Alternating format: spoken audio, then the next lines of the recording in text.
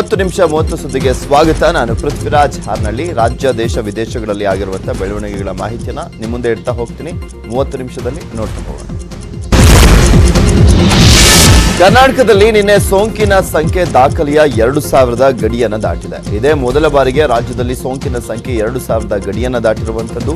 ನಿನ್ನೆ ಕರ್ನಾಟಕದಲ್ಲಿ 2062 ಹೊಸ ಸೋಂಕಿತರು ಪತ್ತೆಯಾಗಿದ್ದಾರೆ. ಈ ಮೂಲಕ ರಾಜ್ಯದಲ್ಲಿ ಒಟ್ಟು ಸೋಂಕಿತರ ಸಂಖ್ಯೆ ಈಗ 28877ಕ್ಕೆ ಏರಿಕೆ ಆಗಿದೆ. ಇನ್ನು ಬೆಂಗಳೂರಿನಲ್ಲಿ 1148 ಕೇಸ್ ಪತ್ತೆಯಾಗಿದ್ದು, ಬೆಂಗಳೂರಿನಲ್ಲಿ ಸೋಂಕಿತರ ಸಂಖ್ಯೆ ಈಗ 12509ಕ್ಕೆ ಏರಿಕೆ ಆಗಿದೆ. ನಿನ್ನೆ ರಾಜ್ಯದ 30 ಜಿಲ್ಲೆಗಳ ಪೈಕಿ 28 ಜಿಲ್ಲೆಗಳಲ್ಲಿ ಸೋಂಕಿತರು ಪತ್ತೆಯಾಗಿದ್ದಾರೆ. ಸದ್ಯ ರಾಜ್ಯದಲ್ಲಿ 11876 ಮಂದಿ ಗುಣಮುಖರಾಗಿ ಮನೆಗೆ ಮರಳಿದ್ದು, 16527 ಸಕ್ರಿಯ ಕೊರೋನಾ ಪ್ರಕರಣಗಳಿವೆ. ಇದರಲ್ಲಿ 452 ಮಂದಿ ಐಸಿಯುನಲ್ಲಿದ್ದಾರೆ. ಆಘಾತಕಾರಿ ವಿಷಯ ಅಂದ್ರೆ ದಿನದಿಂದ ದಿನಕ್ಕೆ ರಾಜ್ಯದಲ್ಲಿ ಕೊರೋನಾ ಸಾವಿನ ಸಂಖ್ಯೆ ಹೆಚ್ಚಾಗ್ತಾ ಇದೆ. ರಾಜ್ಯದಲ್ಲಿ ನಿನ್ನೆ ಸಾವಿನ ಸಂಖ್ಯೆಯೂ ಕೂಡ 50ರ ಗಡಿ ದಾಟಿದೆ. ನಿನ್ನೆ ಒಂದೇ ದಿನ ಸಾವಿನ ಸಂಖ್ಯೆ 54ಕ್ಕೆ ಏರಿಕೆ ಆಗಿದೆ. ಈ ಮೂಲಕ ರಾಜ್ಯದಲ್ಲಿ ಒಟ್ಟು ಸಾವನ್ನಪ್ಪಿದವರ ಸಂಖ್ಯೆ 470ಕ್ಕೆ ಏರಿಕೆ ಆಗಿದೆ. ಬೆಂಗಳೂರಿನಲ್ಲಿ ಒಂದೇ ದಿನ ಬರೋಬ್ಬರಿ 13 ಮಂದಿ ಸಾವನ್ನಪ್ಪಿದ್ದಾರೆ. ಬೆಂಗಳೂರಿನಲ್ಲಿ ಕೊರೋನಾಗೆ ಸಾವನ್ನಪ್ಪಿದವರ ಒಟ್ಟು ಸಂಖ್ಯೆ 168ಕ್ಕೆ ಏರಿಕೆ ಆಗಿದೆ.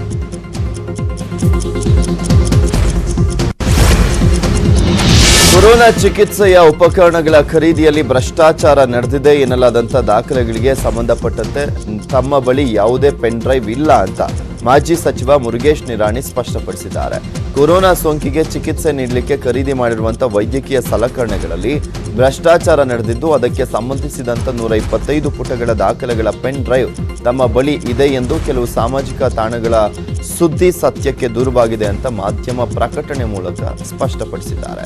ಇನ್ನು ನಿರಾಣಿಯದ್ದು ಎನ್ನಲಾದಂಥ ಪತ್ರದಲ್ಲಿ ವಿಜಯಪುರದಿಂದ ಬರುವಾಗ ನನ್ನೊಂದಿಗೆ ಒಬ್ಬರು ಅಧಿಕಾರಿ ಇದ್ರು, ಸುಮಾರು 125 ಪುಟಗಳ ಡಾಕ್ಯುಮೆಂಟ್ಸ್ಗಳನ್ನು ಪೆನ್ ಡ್ರೈವ್ನಲ್ಲಿ ಇಟ್ಟುಕೊಂಡಿದ್ರು. ಅದನ್ನ ನಾನು ತಮಗೆ ಕಳಿಸಿಕೊಡುತ್ತೇನೆ. ಖರೀದಿ ಮಾಡಿರುವಂಥ PPE ಕಿಟ್ಗಳು, ಲೋಕಲ್ ಸ್ಯಾನಿಟೈಸರ್ 70ರಿಂದ 80 ರೂಪಾಯಿ ಬೆಲೆ ಬಾಳುವಂಥ ಬಕೆಟ್ಗೆ 500 ರೂಪಾಯಿ ದರದಲ್ಲಿ ಬಿಲ್ ಮಾಡಲಾಗಿದೆ. ಅಷ್ಟೇ ಅಲ್ಲ, 30 ರೂಪಾಯಿ ಬೆಲೆ ಬಾಳುವಂಥ ಉಪಕರಣಗಳಿಗೆ 3000 ರೂಪಾಯಿ ದರದ ಬಿಲ್ ಹಾಕಲಾಗಿದೆ. ಇವುಗಳಿಗೆಲ್ಲ ಪ್ರೂಫ್ ಅವರಲ್ಲಿದೆ. ಎಲ್ಲವೂ ಪೆನ್ ಡ್ರೈವ್ನಲ್ಲಿದ್ದು ಅದನ್ನ ಡೌನ್ಲೋಡ್ ಮಾಡಲಿಕ್ಕೆ ಸಾಧ್ಯವಾಗಿಲ್ಲ. ಇಲ್ಲವೆಂದರೆ ಆ ದಾಖಲೆಗಳ ಪ್ರಿಂಟ್ ಔಟ್ ನಾನು ಸಲ್ಲಿಸ್ತಾ ಇದ್ದೆ ಎಂಬ ಬರಹವಿದೆ. ಕೊರೋನಾ ವೈದ್ಯಕೀಯ ಉಪಕರಣಗಳ ಬಗ್ಗೆ ಅವ್ಯವಹಾರದ ಆರೋಪವನ್ನು ಮಾಡಿದಂತ ಮಾಜಿ ಸಿಎಂ ಸಿದ್ದರಾಮಯ್ಯ ಮತ್ತೆ ಹೊಸ ಬಾಂಬ್ ಅನ್ನು ಸಿಡಿಸಿದ್ದಾರೆ. ವೈದ್ಯಕೀಯ ಉಪಕರಣಗಳ ಖರೀದಿ ಅವ್ಯವಹಾರದ ದಾಖಲೆ ಕೇಳ್ತಿದ್ರಲ್ಲ, ನಿಮ್ಮ ಪಕ್ಷದ ಮಾಜಿ ಸಚಿವ ಮುರುಗೇಶ್ ನಿರಾಣಿ ಬಳಿ ಇರುವಂತಹ ಪೆನ್ ಡ್ರೈವ್ನಲ್ಲಿ ಇದೆಯಂತೆ, ಸಂಗ್ರಹಿಸಿಕೊಳ್ಳಿ ಅಂತ ಟ್ವೀಟ್ ಅನ್ನು ಮಾಡಿದ್ದಾರೆ. ಆರೋಗ್ಯ ಸಚಿವ ಬಿ ಶ್ರೀರಾಮುಲು, ವೈದ್ಯಕೀಯ ಶಿಕ್ಷಣ ಸಚಿವ ಸುಧಾಕರ್ ಹಾಗೂ ಉಪಮುಖ್ಯಮಂತ್ರಿ ಗೋವಿಂದ ಕಾರಜೋಳ ಅವರನ್ನ ಉಲ್ಲೇಖಿಸಿ ಈ ಒಂದು ಟ್ವೀಟ್ ಅನ್ನು ಮಾಡಿರುವಂತಹ ಸಿದ್ದರಾಮಯ್ಯ, ಸಾರ್ವಜನಿಕ ಲೆಕ್ಕಪತ್ರ ಸಮಿತಿ ಸಭೆಯಲ್ಲಿ ಮುರುಗೇಶ್ ನಿರಾಣಿ ಹೇಳಿದ್ದರು ಎನ್ನಲಾದಂಥ ಹೇಳಿಕೆಯನ್ನ ಟ್ವೀಟ್ ಜೊತೆಗೆ ಟ್ಯಾಗ್ ಅನ್ನು ಮಾಡಿದ್ದಾರೆ. ನಿನ್ನೆ ವಿಧಾನಸೌಧದಲ್ಲಿ ನಡೆದಂತ ಖಾಸಗಿ ಆಸ್ಪತ್ರೆಗಳ ಸಭೆಯಲ್ಲಿ ರಾಜ್ಯ ಸರ್ಕಾರ ಖಾಸಗಿ ಆಸ್ಪತ್ರೆಗಳಿಗೆ ಖಡಕ್ ವಾರ್ನಿಂಗ್ ಅನ್ನು ಕೊಟ್ಟಿದೆ. ಇಲ್ಲಿಯವರೆಗೂ ಖಾಸಗಿ ಆಸ್ಪತ್ರೆಗಳು 116 ಬೆಡ್ಗಳನ್ನು ಮಾತ್ರ ಸರ್ಕಾರಕ್ಕೆ ನೀಡಿವೆ. ಆದರೆ ಸುಮಾರು 4000 ಬೆಡ್ಗಳನ್ನು ಕೊಡ್ತೀವಿ ಅಂತ ಹೇಳಿದ್ರು. ಯಾಕೆ ನೀಡಿಲ್ಲ ಅನ್ನೋದರ ಬಗ್ಗೆ ಚರ್ಚೆ ನಡೀತು. ಕೊಡೋದಾಗಿ ಹೇಳಿ ಯಾಕೆ ಬೆಡ್ ಅನ್ನು ನೀಡಲಿಲ್ಲ? ಸಂಕಷ್ಟ ಸ್ಥಿತಿಯಲ್ಲಿ ನೀವು ಸರ್ಕಾರದ ಜೊತೆಗೆ ಇರಲೇಬೇಕು ಅಂತ ಸಚಿವ ಡಾಕ್ಟರ್ ಕೆ ಸುಧಾಕರ್ ಖಾಸಗಿ ಆಸ್ಪತ್ರೆಗಳಿಗೆ ಖಡಕ್ ವಾರ್ನಿಂಗ್ ಅನ್ನು ಕೊಟ್ಟಿದ್ದಾರೆ. ಸಿಎಂ ಜೊತೆಗಿನ ಸಭೆಯಲ್ಲಿ ಒಪ್ಪಂದ ಆಗಿದ್ದಂತೆ 50% ಬೆಡ್ಗಳನ್ನು ನೀಡಬೇಕು, ಇಲ್ಲವಾದ್ರೆ ಆಸ್ಪತ್ರೆಯ ವಿದ್ಯುತ್ ಮತ್ತು ನೀರಿನ ಸಂಪರ್ಕ ಕಟ್ ಮಾಡಬೇಕಾಗುತ್ತೆ, OPD ಕ್ಲೋಸ್ ಮಾಡಿಸಬೇಕಾಗುತ್ತೆ, ಆಸ್ಪತ್ರೆಯ ಮಾನ್ಯತೆ ರದ್ದು ಮಾಡಲಿಕ್ಕೆ ಹಿಂದೆ ಮುಂದೆ ನೋಡಲ್ಲ ಅಂತ ಎಚ್ಚರಿಕೆಯನ್ನು ನೀಡಿದ್ದಾರೆ. ನಿನ್ನೆ ಸರ್ಕಾರದೊಂದಿಗೆ ನಡೆದಂತ ಸಭೆ ಬಳಿಕ ಮಾತನಾಡಿದಂತ ಖಾಸಗಿ ಆಸ್ಪತ್ರೆ ಸಂಘದ ಅಧ್ಯಕ್ಷ ಡಾಕ್ಟರ್ ರವೀಂದ್ರ, ಸರ್ಕಾರಕ್ಕೆ 3000 ಬೆಡ್ಗಳನ್ನು ನೀಡ್ತೇವೆ ಅಂತ ಹೇಳಿದ್ರು. ಈಗಾಗಲೇ 1600 ರೋಗಿಗಳು ದಾಖಲಾಗಿದ್ದಾರೆ. ಮುಂದಿನ ದಿನಗಳಲ್ಲಿ ಅಗತ್ಯ ಬೆಡ್ ನೀಡ್ತೇವೆ. ಕೋವಿಡ್ ಬಿಟ್ಟು ಇತರೆ ರೋಗಿಗಳು ಬರ್ತಾರೆ, ಹೀಗಾಗಿ ಕೋವಿಡ್ ರೋಗಿಗಳಿಗೆ ಪ್ರತ್ಯೇಕ ಕಟ್ಟಡ ನಿಗದಿ ಮಾಡ್ತೇವೆ. ಕೋವಿಡ್ ರೋಗಿಗಳು ಬರಲಿಕ್ಕೆ ಹೋಗ್ಲಿಕ್ಕೆ ಪ್ರತ್ಯೇಕ ವ್ಯವಸ್ಥೆ ಮಾಡಲಾಗುತ್ತೆ ಅಂತ ತಿಳಿಸಿದ್ದಾರೆ. ಈಗಾಗಲೇ 1600ರಷ್ಟು ಪೇಷಂಟ್ಸ್ ಆಗಿದ್ದಾವೆ. ಇನ್ನು ಮಿಕ್ಕಿದ್ದು ಈ ಪ್ರಾಬಲಿ ಇನ್ನೊಂದು 3-4 ದಿವಸದಲ್ಲಿ ಇನ್ನು ಇದಾಗುತ್ತೆ. ಎವ್ರಿ ಡೇ ಪ್ರಾಬಲಿ 100ರಿಂದ 200 ಬೆಡ್ ನಾವು ಆ್ಯಡ್ ಮಾಡ್ತಾ ಹೋಗ್ತೀವಿ. ಅದರ ಜೊತೆ ನಾವು 3000 ಕೋವಿಡ್ ಕೇರ್ ಸೆಂಟರ್ಸ್ನು ಹೋಟೆಲ್ಸಲ್ಲಿ ಮಾಡ್ತೀವಿ ಅಂತ ಹೇಳಿ ಗೌರ್ಮೆಂಟ್ ಅದಕ್ಕೆ ಆರ್ಡರ್ ಪಾಸ್ ಮಾಡ್ತೀವಿ ಅಂತ ಹೇಳಿ. ಆ್ಯಂಡ್ ಒಂದು ಟ್ರಯೇಜಿಂಗ್ ಫೆಸಿಲಿಟಿ ಆಗುತ್ತೆ. ಒಂದು ನೋಡಲ್ ಏಜೆನ್ಸಿ ಟ್ರಯೇಜಿಂಗ್ ಆದಾಗ ಅಲ್ಲಿ ಟ್ರಯೇಜಿಂಗಲ್ಲಿ ಡಿಸೈಡ್ ಆಗುತ್ತೆ ಇವರು ಹೋಮ್ ಐಸೋಲೇಷನ್ ಇರಬೇಕಾ, ಕೋವಿಡ್ ಕೇರ್ ಸೆಂಟ್ರಲ್ಲಿ ಇರಬೇಕಾ. ಈ ಬೆಡ್ಗಳು ಸರ್ಕಾರನೇ ಅವ್ರ ಸೆಂಟ್ರಲ್ ನೋಡಲ್ ಏಜೆನ್ಸಿಯಿಂದ both for cash patients as well as Arogya Karnataka BPL ಪೇಷಂಟ್ಸ್ಗೆ ಸರ್ಕಾರನೇ ಅಲಾಟ್ ಮಾಡೋ ಥರ ಡಿಸೈಡ್ ಆಗಿದೆ. ಕೊರೋನಾ ವ್ಯಾಪಿಸ್ತಾ ಇರುವಂತಹ ಹೊತ್ತಲ್ಲಿ ಲಾಕ್ಡೌನ್ ಮಾಡಬೇಕಾ ಬೇಡವಾ ಅನ್ನೋದರ ಬಗ್ಗೆ ಇಂದು ನಿರ್ಧಾರ ಆಗುವಂತ ಸಾಧ್ಯತೆ ಇದೆ. ಇಂದು ಬೆಳಗ್ಗೆ 11 ಗಂಟೆಗೆ ರಾಜ್ಯ ಸಚಿವ ಸಂಪುಟದ ಮಹತ್ವದ ಕ್ಯಾಬಿನೆಟ್ ಸಭೆ ನಡೆಯಲಿದ್ದು, ಸಭೆಯಲ್ಲಿ ಲಾಕ್ಡೌನ್ ಬಗ್ಗೆ ನಿರ್ಧಾರ ತೆಗೆದುಕೊಳ್ಳುವಂತ ಸಾಧ್ಯತೆ ಇದೆ ಅಂತ ಹೇಳಲಾಗ್ತಾ ಇದೆ. ಇನ್ನು ಆರೋಗ್ಯ ಇಲಾಖೆಯಡಿ ಜಿಲ್ಲೆ, ತಾಲೂಕು, ಸಮುದಾಯ ಆಸ್ಪತ್ರೆಗಳಲ್ಲಿ ಸಿವಿಲ್ ಮತ್ತು ಎಲೆಕ್ಟ್ರಿಕಲ್ ಕಾಮಗಾರಿಗಳು, ಮೆಡಿಕಲ್ ಗ್ಯಾಸ್ ಪೈಪ್ಲೈನ್ ಅಳವಡಿಕೆ, ಐಪ್ರೋ ಆಕ್ಸಿಜನ್ ಸಿಸ್ಟಮ್ ಅಳವಡಿಸಲಿಕ್ಕೆ ಆಡಳಿತಾತ್ಮಕ ಅನುಮೋದನೆ ನೀಡುವಂತ ಸಾಧ್ಯತೆ ಇದೆ. ಅಲ್ಲದೆ ಪ್ರತಿಭಟನೆಗೆ ಮುಂದಾಗಿ ಸರ್ಕಾರದ ಭರವಸೆಗೆ ಮಣಿದು ಪ್ರತಿಭಟನೆ ಕೈಬಿಟ್ಟಿರುವಂತಹ ಗುತ್ತಿಗೆ ವೈದ್ಯರ ಖಾಯಮಾತಿ ಬಗ್ಗೆ ನಿರ್ಧಾರ ತೆಗೆದುಕೊಳ್ಳುವಂತ ಸಾಧ್ಯತೆ ಇದೆ. ಕೊರೋನಾ ಮಹಾಮಾರಿ ಜನಪ್ರತಿನಿಧಿಗಳನ್ನ ಬೆಂಬಿಡದೆ ಕಾಡೋಕೆ ಶುರು ಮಾಡಿದೆ. ನಿನ್ನೆ ಶೃಂಗೇರಿ ಕ್ಷೇತ್ರದ ಕಾಂಗ್ರೆಸ್ನ ಶಾಸಕ ರಾಜೇಗೌಡ ಸೋಂಕಿಗೆ ತುತ್ತಾಗಿದ್ದಾರೆ. ಬೆಂಗಳೂರಿನ ವಿಕ್ರಮ್ ಆಸ್ಪತ್ರೆಗೆ ದಾಖಲಾಗಿ ಚಿಕಿತ್ಸೆಯನ್ನ ಪಡಿತಾ ಇದ್ದಾರೆ. ಶಾಸಕರ ಚಾಲಕ ಹಾಗೂ ಆಪ್ತ ಸಹಾಯಕರ ವರದಿ ನೆಗೆಟಿವ್ ಬಂದಿದೆ. ಇದಕ್ಕೂ ಮುನ್ನ ನಿನ್ನೆ ಹೊಸಕೋಟೆ ಶಾಸಕ ಪಕ್ಷೇತರ ಶಾಸಕರಾಗಿರುವಂತಹ ಶರತ್ ಬಚ್ಚೇಗೌಡ ಹಾಗೂ ಅವರ ಪತ್ನಿಗೆ ಸೋಂಕು ದೃಢಪಟ್ಟಿದೆ. ಇಬ್ಬರೂ ಕೂಡ ಮನೆಯಲ್ಲಿಯೇ ಕ್ವಾರಂಟೈನ್ ಆಗಿದ್ದಾರೆ. ಕೆಲ ದಿನಗಳ ಹಿಂದಷ್ಟೇ ಶರತ್ ಬಚ್ಚೇಗೌಡ ಮಾಜಿ ಪ್ರಧಾನಿ ದೇವೇಗೌಡರನ್ನ ಭೇಟಿಯಾಗಿದ್ರು. ಹೀಗಾಗಿ ದೇವೇಗೌಡರಿಗೂ ಕೂಡ ಕೊರೋನಾ ಸೋಂಕಿನ ಭಯ ಎದುರಾಗಿದೆ. ಇನ್ನು ಆಪ್ತರಿಗೆ ಸೋಂಕು ತಗುಲಿದ್ರಿಂದ ಭೀತಿಯಲ್ಲಿದ್ದಂತ ಸಚಿವ CT ರವಿ ನಿಟ್ಟುಸಿರನ್ನ ಬಿಟ್ಟಿದ್ದಾರೆ. ಸಚಿವರ ವರದಿ ನೆಗೆಟಿವ್ ಬಂದಿದೆ. ಸಿಎಂ ರಾಜಕೀಯ ಕಾರ್ಯದರ್ಶಿ ರೇಣುಕಾಚಾರ್ಯ ಅವರ ವಿಧಾನಸೌಧದ ಸಿಬ್ಬಂದಿಯೊಬ್ಬರಿಗೆ ಕೊರೋನಾ ಬಂದಿದೆ. ಈ ನಡುವೆ ಸುಮಲತಾ ಸಂಪರ್ಕದಲ್ಲಿದ್ದಂತ ನಿರ್ಮಾಪಕ ರಾಕ್ಲೈನ್ ವೆಂಕಟೇಶ್ ಅವರ ಮಗ ಹಾಗೂ ಮೊಮ್ಮಗನಿಗೂ ಕೂಡ ಕೊರೋನಾ ಪಾಸಿಟಿವ್ ಬಂದಿದೆ. ಕೊರೋನಾ ಸೋಂಕಿತ ಪ್ರದೇಶಗಳಲ್ಲಿ ಓಡಾಡಿ ಕೊರೋನಾ ಸೋಂಕಿತರ ಅಕ್ಕಪಕ್ಕ ಇದ್ದರಿಂದ ನಾನು ಸ್ವಯಂಕೃತವಾಗಿ ಕೊರೋನಾ ಟೆಸ್ಟ್ಗೆ ಒಳಗಾದೆ. ಇವತ್ತು ಸಂಜೆ ಕೊರೋನಾ ಪರೀಕ್ಷೆಯ ಫಲಿತಾಂಶವು ಬಂದಿದ್ದು ನನಗೆ ಮತ್ತೆ ನನ್ನ ಧರ್ಮಪತ್ನಿಯಾದಂಥ ಪ್ರತಿಭಾಗೆ ಇಬ್ಬರಿಗೂ ಕೂಡ ಕೊರೋನಾ ಪಾಸಿಟಿವ್ ಅಂತ ರಿಸಲ್ಟ್ ಬಂದಿದೆ. ನಮ್ಮ ವೈದ್ಯರ ಆದೇಶದ ಮೇಲೆ ನಾನು ಐಸೋಲೇಷನ್ಗೆ ಹೋಗ್ತಾ ಇದ್ದೀನಿ. ದಯವಿಟ್ಟು ತಾವೆಲ್ಲರೂ ಕೂಡ ಆರೋಗ್ಯದ ಹಿತದೃಷ್ಟಿಯಿಂದ ಮುಂಬಂದು ಪರೀಕ್ಷೆ ಮಾಡಿಸ್ಕೊಂಡು ತಾವೆಲ್ಲರೂ ಕೂಡ ಆರೋಗ್ಯವಾಗಿ ಇರಬೇಕು ಅಂತ ತಮ್ಮಲ್ಲಿ ಮನವಿ ಮಾಡ್ಕೋತಾ ಇದ್ದೀನಿ. ಮಾಜಿ ಸಚಿವ ಕಾಂಗ್ರೆಸ್ನ ಶಾಸಕ UT ಖಾದರ್ಗೂ ಕೊರೋನಾ ಆತಂಕ ಇರುವಂತದ್ದು. UT ಖಾದರ್ ಗನ್ಮ್ಯಾನ್ ಕೊರೋನಾ ಸೋಂಕಿಗೆ ತುತ್ತಾಗಿದ್ದಾರೆ. ಮಂಗಳೂರಿನ CAR ಪೊಲೀಸ್ ಸಿಬ್ಬಂದಿಗೆ ಸೋಂಕು ದೃಢಪಟ್ಟಿದ್ದು, ಸೋಂಕಿತ ಪೊಲೀಸ್ ಸಿಬ್ಬಂದಿ ಖಾದರ್ ಜೊತೆ ಎಸ್ಕಾಟ್ ವಾಹನದಲ್ಲಿ ಕರ್ತವ್ಯವನ್ನು ನಿರ್ವಹಿಸಿದ್ರು. ಹೀಗಾಗಿ ಖಾದರ್ ಅವರ ಎಸ್ಕಾಟ್ ವಾಹನದಲ್ಲಿದ್ದಂಥ ಉಳಿದ ಮೂವರನ್ನ ಕ್ವಾರಂಟೈನ್ ಮಾಡಲಾಗಿದೆ. ಸೋಂಕಿತ ಸಿಬ್ಬಂದಿ ಕಳೆದ 10 ದಿನದ ಹಿಂದೆ ಅನಾರೋಗ್ಯಕ್ಕೆ ತುತ್ತಾಗಿದ್ರು. ಅಂದಿನಿಂದ ಅವರು ಮನೆಯಲ್ಲೇ ಕ್ವಾರಂಟೈನ್ ಆಗಿದ್ರು. ಬೆಂಗಳೂರಿನ ಆದಾಯ ತೆರಿಗೆ ಇಲಾಖೆ ಕಚೇರಿಗೂ ಕೊರೋನಾ ಎಂಟ್ರಿ ಕೊಟ್ಟಿದೆ. ಆದಾಯ ಇಲಾಖೆ ಕಚೇರಿ ಸಿಬ್ಬಂದಿಗೆ ಕೊರೋನಾ ಪಾಸಿಟಿವ್ ದೃಢವಾಗಿದ್ದು, ಕೊರೋನಾ ಸೋಂಕು ಪತ್ತೆಯಾದಂಥ ಹಿನ್ನೆಲೆಯಲ್ಲಿ ಕಚೇರಿಯನ್ನ ಸೀಲ್ ಡೌನ್ ಮಾಡಲಾಗಿದೆ. ಬೆಂಗಳೂರಿನ ಆದಾಯ ತೆರಿಗೆ ಇಲಾಖೆಯ ಮುಖ್ಯ ಕಚೇರಿಯನ್ನ ಜುಲೈ 8 ಮತ್ತು 9ನೇ ತಾರೀಕು 2 ದಿನ ತೆರೆಯೋದಿಲ್ಲ ಅಂತ ಸ್ಪಷ್ಟನೆಯನ್ನ ನೀಡಲಾಗಿದೆ. ಸ್ಯಾನಿಟೈಸ್ ಮಾಡಿದ ಬಳಿಕ ಜುಲೈ 10ರಂದು ಅಂದ್ರೆ ನಾಳೆಯಿಂದ ಆದಾಯ ತೆರಿಗೆ ಇಲಾಖೆ ಮತ್ತೆ ಕಾರ್ಯಾರಂಭ ಮಾಡಲಿದೆ.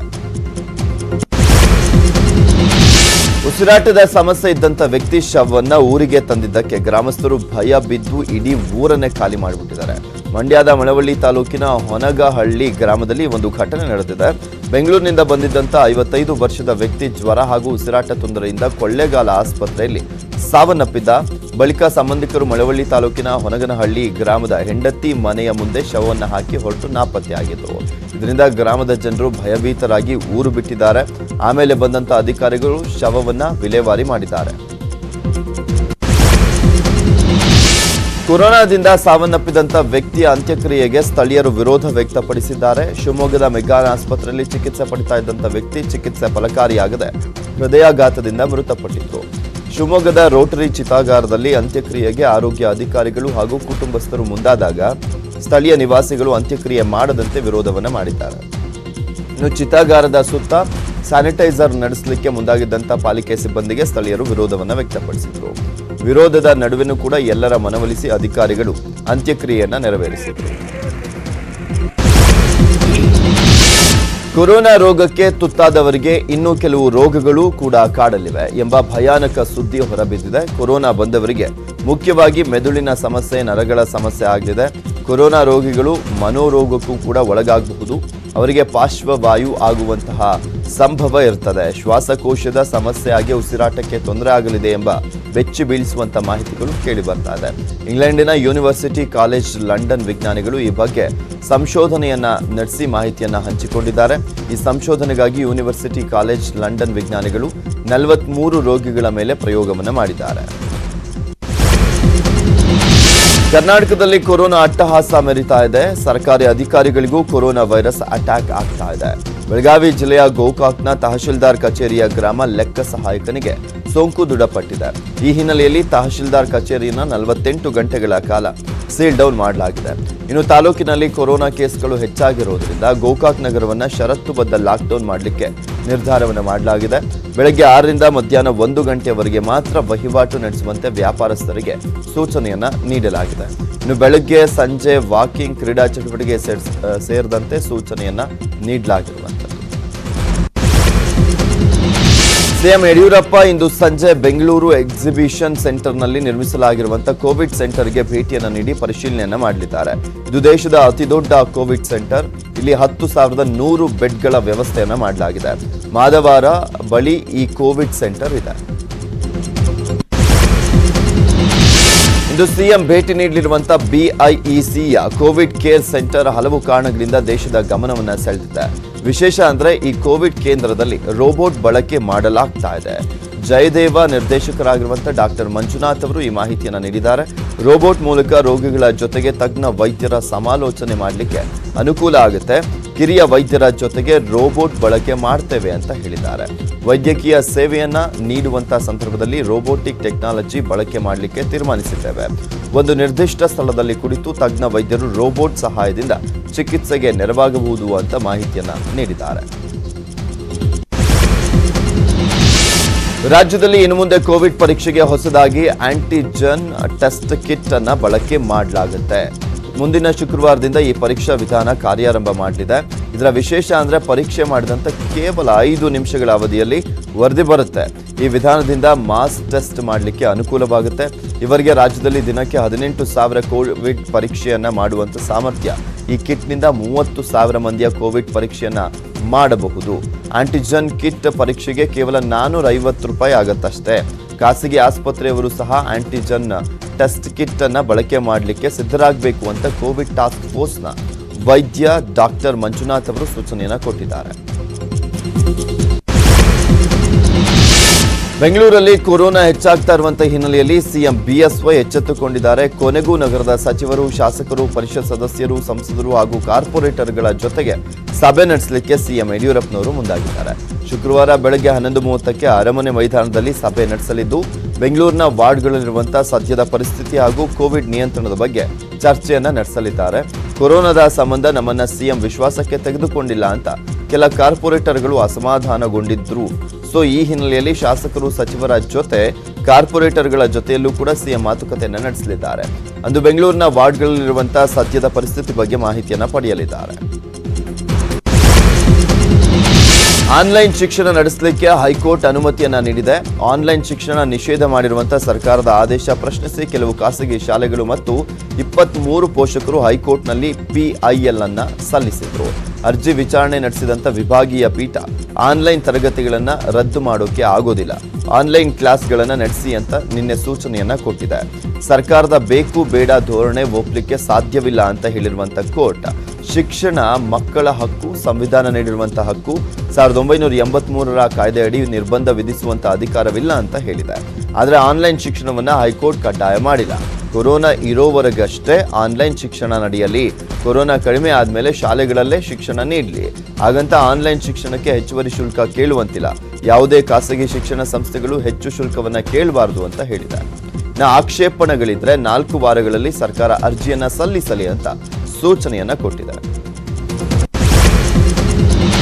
ಕೊರೋನಾ ಭಯದಿಂದ ಬಾಗಲಕೋಟೆಯ ವ್ಯಾಪಾರಸ್ಥರು ಸ್ವಯಂ ಲಾಕ್ಡೌನ್ ಮಾಡಲಿಕ್ಕೆ ನಿರ್ಧಾರವನ್ನು ಮಾಡಿದ್ದಾರೆ. ಬಾಗಲಕೋಟೆಯಲ್ಲಿ ಜುಲೈ 10ರಿಂದ ಬೆಳಗ್ಗೆ 9 ಗಂಟೆಯಿಂದ ಮಧ್ಯಾಹ್ನ 2 ಗಂಟೆಯವರೆಗೆ ಮಾತ್ರ ವ್ಯಾಪಾರವನ್ನ ನಡೆಸಲಿಕ್ಕೆ ಒಂದಷ್ಟು ವ್ಯಾಪಾರಸ್ಥರು ನಿರ್ಧಾರವನ್ನು ಮಾಡಿದ್ದಾರೆ.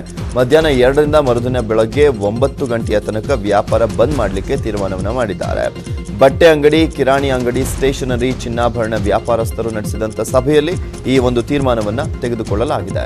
ತಮ್ಮ ಸ್ವಯಂ ಪ್ರೇರಿತ ಲಾಕ್ಡೌನ್ ಬೆಂಬಲಿಸುವಂತೆ ಇತರೆ ವ್ಯಾಪಾರಸ್ಥರಿಗೆ ಮನವಿಯನ್ನ ಮಾಡಿದ್ದಾರೆ. Welcome back. ಉಳಿದ ಸುದ್ದಿಗಳನ್ನ ನೋಡೋಣ. ಕೊರೋನಾ ವೈರಸ್ಗೆ ಲಸಿಕೆ ಅಥವಾ ಔಷಧ ಸಿಗದೆ ಹೋದ್ರೆ 2021ರ ಚಳಿಗಾಲದ ವೇಳೆಗೆ ಭಾರತದಲ್ಲಿ ಪ್ರತಿನಿತ್ಯ ಬರೋಬ್ಬರಿ 2.87 ಸೋಂಕಿತರು ಕಂಡುಬರುವಂತ ಸಾಧ್ಯತೆ ಇದೆ ಅಂತ ಸಂಶೋಧನಾ ವರದಿಯೊಂದು ಹೇಳಿದೆ. ಇನ್ನು ಪ್ರತಿನಿತ್ಯ ಭಾರತದಲ್ಲಿ ದಾಖಲಾಗ್ತಾ ಇರುವಂತಹ ಸೋಂಕಿತರು ಹಾಗೂ ಸಾವಿನ ಸಂಖ್ಯೆ ಈಗಾಗಲೇ ಜನರಲ್ಲಿ ದಿಗಿಲನ್ನ ಹುಟ್ಟಿಸಿರುವಾಗಲೇ ಅಮೆರಿಕದ ಮ್ಯಾಸಾಚ್ಯುಸೆಟ್ಸ್ ಇನ್ಸ್ಟಿಟ್ಯೂಟ್ ಆಫ್ ಟೆಕ್ನಾಲಜಿಯ ಸಂಶೋಧಕರು ಸಿದ್ಧಪಡಿಸಿರುವಂತಹ ವರದಿ ಮತ್ತಷ್ಟು ಆತಂಕವನ್ನ ಹೆಚ್ಚಿಸಿದೆ. 3 ಸಂಶೋಧಕರು ತಯಾರಿಸಿರುವಂತಹ ಈ ವರದಿಯ ಪ್ರಕಾರ 2021ರ ಚಳಿಗಾಲ ಮುಗಿಯುವ ವೇಳೆಗೆ ಪ್ರತಿದಿನದ ಸೋಂಕಿತ ಭಾರತ ಪ್ರಥಮ ಸ್ಥಾನಕ್ಕೇರಲಿದೆ ಹಾಗೂ ಸಾವು 18 ಲಕ್ಷಕ್ಕೆ ಹೆಚ್ಚಳವಾಗುವಂತ ಸಾಧ್ಯತೆ ಇದೆ ಅಂತ ಹೇಳಿದೆ. ಸದ್ಯ ಭಾರತದಲ್ಲಿ ಈಗ ಪ್ರತಿದಿನ 20,000ಕ್ಕೂ ಅಧಿಕ ಕೇಸ್ಗಳು ದಾಖಲಾಗ್ತಾ ಇದ್ದಾವೆ. ಇನ್ನು ಗಾಳಿಯಲ್ಲಿ ಕೊರೋನಾ ವೈರಸ್ ಹರಡ್ತಾ ಇದೆ ಎಂಬ ತಜ್ಞರ ವರದಿಯನ್ನ ಪರೋಕ್ಷವಾಗಿ ವಿಶ್ವ ಆರೋಗ್ಯ ಸಂಸ್ಥೆ ಒಪ್ಪಿಕೊಂಡಿದೆ. ಮಳೆಯ ಮಧ್ಯೆ ಸೀಲ್ ಡೌನ್ ಪ್ರದೇಶದಲ್ಲಿ ಕರ್ತವ್ಯ ನಿರ್ವಹಿಸಿರುವಂತಹ ಬಾಗಲಕೋಟೆ ಜಿಲ್ಲೆಯ ಪೊಲೀಸ್ ಪೇದೆ ಎಲ್ಲರ ಮೆಚ್ಚುಗೆಗೆ ಪಾತ್ರರಾಗಿದ್ದಾರೆ.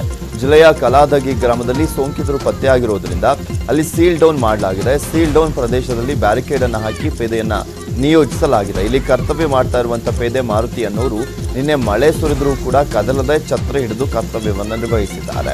ಇಲ್ಲಿ ಜನ ನಿಯಮವನ್ನು ಮುರಿದು ನಡೆದುಕೊಳ್ತಿರೋದ್ರಿಂದ ಸೋಂಕು ಹೆಚ್ಚಾಗ್ತಾ ಇದೆ. ಹೀಗಾಗಿ ಮಳೆಯ ಮಧ್ಯೆಯೂ ಕೂಡ ಸೀಲ್ ಡೌನ್ ಪ್ರದೇಶದಲ್ಲಿ ಪೇದೆ ಕಟ್ಟೆಚ್ಚರವನ್ನು ವಹಿಸಿದ್ರು. ಪೇದೆಯ ಈ ಕರ್ತವ್ಯ ನಿಷ್ಠೆಗೆ ಗ್ರಾಮಸ್ಥರು ಮೆಚ್ಚುಗೆಯನ್ನು ವ್ಯಕ್ತಪಡಿಸಿದ್ದಾರೆ. ವಲಸಿಗರು ಮತ್ತು ಬಡವರಿಗೆ ನಗರ ಪ್ರದೇಶಗಳಲ್ಲಿ ಕೈಗೆಟುಕುವಂತ ಬಾಡಿಗೆಯಲ್ಲಿ ವಸತಿ ಸೌಲಭ್ಯ ಒದಗಿಸುವಂತ ಯೋಜನೆಗೆ ಕೇಂದ್ರ ಸಚಿವ ಸಂಪುಟ ನಿನ್ನೆ ಒಪ್ಪಿಗೆಯನ್ನು ನೀಡಿದೆ. ಕೋವಿಡ್ ಪಿಡುಗಿನಿಂದ ಆದಂತ ಆರ್ಥಿಕ ಸಂಕಷ್ಟವನ್ನು ಸರಿದೂಗಿಸಲಿಕ್ಕೆ ಸರ್ಕಾರ ಪ್ರಕಟಿಸಿದ್ದಂತ 20 ಲಕ್ಷ ಕೋಟಿ ಮೊತ್ತದ ಪ್ಯಾಕೇಜ್ನ ಭಾಗವಾಗಿ ಘೋಷಣೆ ಮಾಡಿದಂತ ವಿವಿಧ ಯೋಜನೆಗಳಿಗೂ ಅನುಮೋದನೆಯನ್ನ ಕೊಟ್ಟಿದೆ.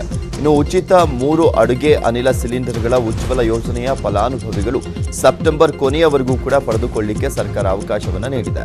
ಕೈಗೆಟುಕುವಂತ ಬಾಡಿಗೆಯ ವಸತಿ ಸಂಕೀರ್ಣ ಯೋಜನೆಯೂ ಕೂಡ ಪ್ರಧಾನಮಂತ್ರಿ ಆವಾಸ್ ಯೋಜನೆಯ ಭಾಗವಾಗಿದೆ. ಆರಂಭದಲ್ಲಿ 3 ಲಕ್ಷ ಫಲಾನುಭವಿಗಳಿಗೆ ವಸತಿ ಒದಗಿಸಲಿಕ್ಕೆ ಕ್ರಮವನ್ನು ಕೈಗೊಳ್ಳಲಾಗಿದೆ. ರಾಜೀವ್ ಗಾಂಧಿ ಫೌಂಡೇಶನ್ ಸೇರಿದಂತೆ ನೆಹರು ಗಾಂಧಿ ಪರಿವಾರದ ನೇತೃತ್ವದಲ್ಲಿರುವಂತಹ 3 ಸಂಸ್ಥೆಗಳಲ್ಲಿ ನಡೆದಿದೆ ಎನ್ನಲಾದಂತಹ ಹಣದ ಅಕ್ರಮ ವರ್ಗಾವಣೆ, ವಿದೇಶಿ ದೇಣಿಗೆ ಮುಂತಾದ ಕಾನೂನು ಉಲ್ಲಂಘನೆಗಳ ಬಗ್ಗೆ ತನಿಖೆಯನ್ನು ನಡೆಸಲಿಕ್ಕೆ ಅಂತರ್ ಸಚಿವಾಲಯ ಸಮಿತಿಯನ್ನು ರಚಿಸಲಾಗಿದೆ. ಕೇಂದ್ರ ಗೃಹ ಸಚಿವಾಲಯದ ವಕ್ತಾರರು ಈ ಬಗ್ಗೆ ಟ್ವೀಟ್ ಅನ್ನು ಮಾಡಿದ್ದು, ಜಾರಿ ನಿರ್ದೇಶನಾಲಯದ ಒಬ್ಬ ವಿಶೇಷ ನಿರ್ದೇಶಕರು ಈ ಸಮಿತಿಯ ನೇತೃತ್ವವನ್ನು ವಹಿಸಲಿದ್ದಾರೆ ಅಂತ ತಿಳಿಸಿದ್ದಾರೆ.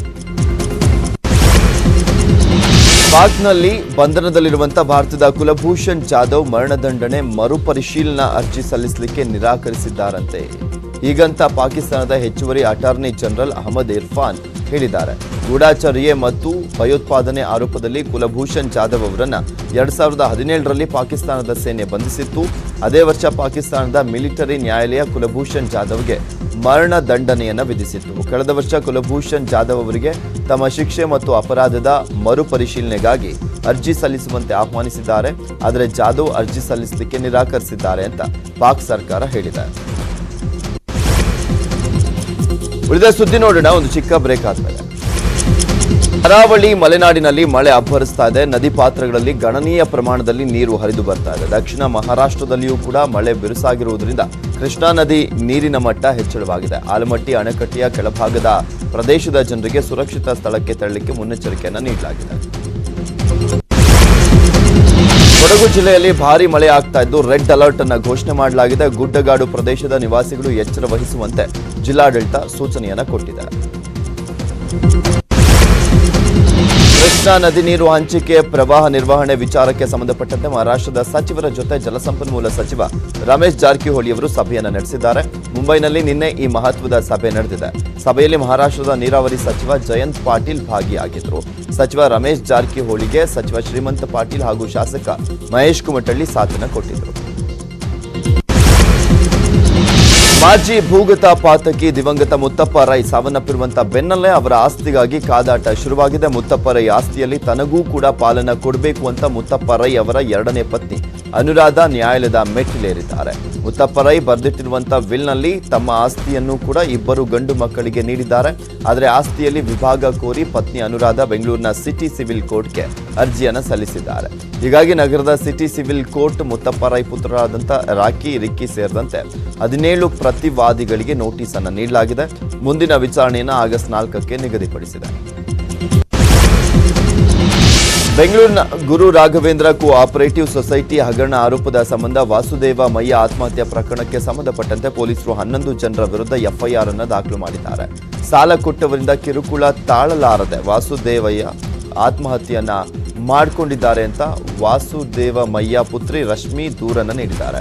ಸುಬ್ರಹ್ಮಣ್ಯಪುರ ಪೊಲೀಸ್ ಠಾಣೆಯಲ್ಲಿ ಎಫ್ಐಆರ್ ಅನ್ನು ದಾಖಲು ಮಾಡಲಾಗಿದೆ.